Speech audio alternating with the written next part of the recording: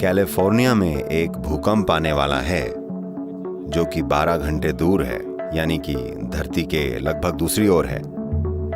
अगर 2-3 दिनों में कोई भूकंप आने वाला है तो ये कोबरा एक खास तरह से बर्ताव करना शुरू कर देगा।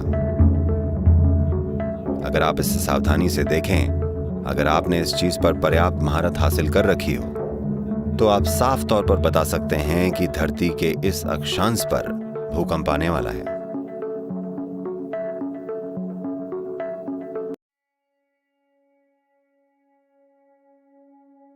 आप जंगल में बैठिए और ध्यान में हो जाइए।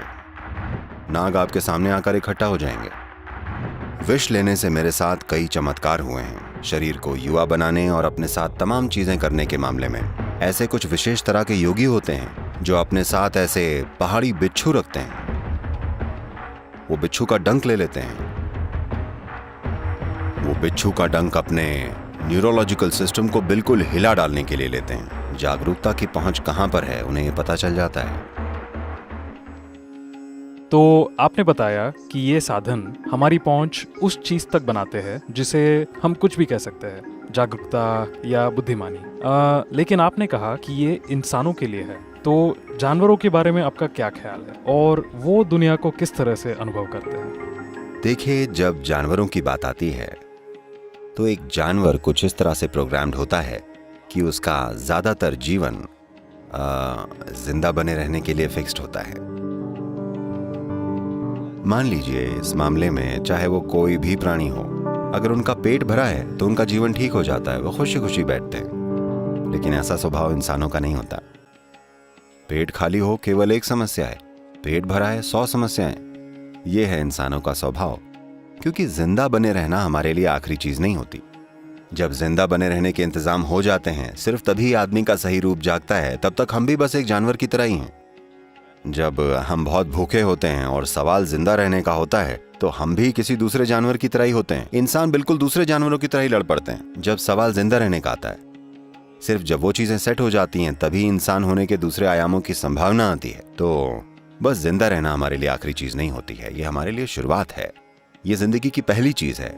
लेकिन बाकी सारे जीवों के लिए जिंदा रहना ही सब कुछ है। लेकिन उनके बीच भी कुछ जीव हैं जिनकी पहुंच काफी ज्यादा है, या कम से कम वो ज्यादा संवेदनशील है। मैं उनकी पहुंच है ऐसा नहीं कहूंगा, लेकिन वो जागरूकता के मामले में ज्यादा संवेदनशील है। जहां भी जागरूकता होती है, कुछ जीव अलग तरीके से बर्ताव करते हैं।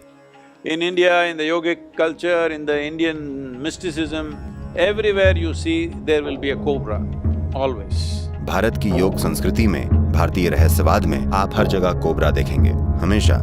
ऐसा इसलिए है क्योंकि हमने हमेशा पाया है कि जहां भी जागरूकता की थोड़ी सी भी पहुंच होती है, इन जीवों को किसी तरह से पता चल जाता है और वो वहां पहुंच जाते हैं। कैसे उन्हें पता चल जाता है? एक चीज है जो मेरा अनुमान है, ये मेरे लिए एक पक्का विज्ञान नहीं है, मैं अंदाजे से कह रहा हूं, क्योंकि वो पूरी तरह बहरे होते हैं। मुझे लगता है कि वो किसी दूसरे तरीके से बहुत ज्यादा चौकन्ने होते हैं, और वो बहुत बहुत चौकन्ने होते हैं। ये एक तथ्य है जिसको कुछ लोगों ने जांचा है। देखिए, उदाहरण के तौर पर दक्षिण भारत का कोबरा, जिसके कोई कान नहीं होते, सुनने वाला कोई सिस्टम ही नहीं होता, तो इसका पूरा का पूरा शरीर जमीन पर होता है, या कह सकते हैं कि कान जमीन पर लगे होते हैं।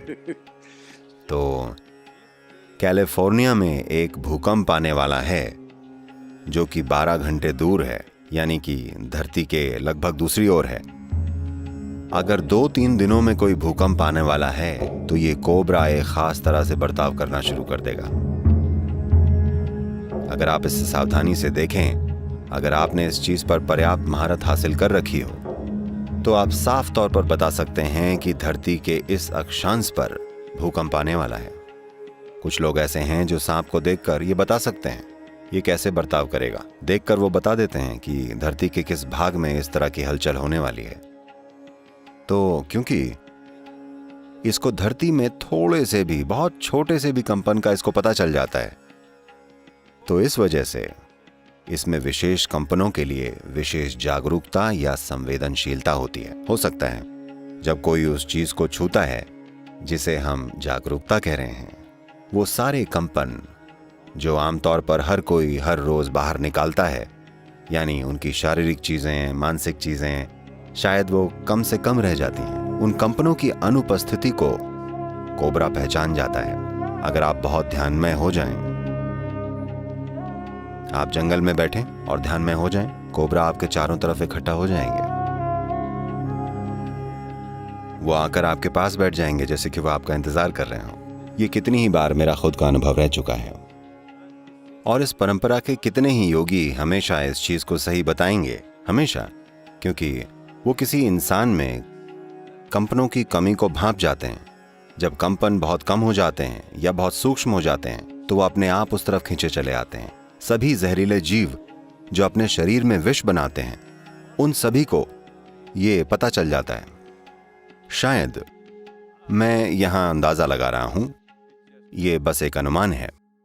देखिए, कुछ जीव हैं जो अपनी क्रमिक विकास की प्रक्रिया के चलते विष बनाते हैं, शायद इसीलिए कि इसका शारीरिक आकार और चीजें कुछ इस तरह की हैं कि बिना घातक विष के ये जिंदा नहीं रह पाता।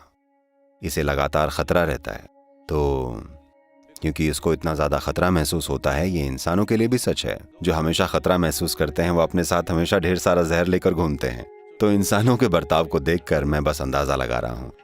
हो सकता है कि क्रमिक विकास में, क्योंकि इनके पास हाथ पैर नहीं है, मान लीजिए सांपों के हाथ पैर नहीं है, उनमें वो काबिलियत नहीं है जो बाकी जीवों में है, तो उन्होंने समय के दौरान जहर विकसित कर लिया होगा, वरना वो जिंदा नहीं रह पाते।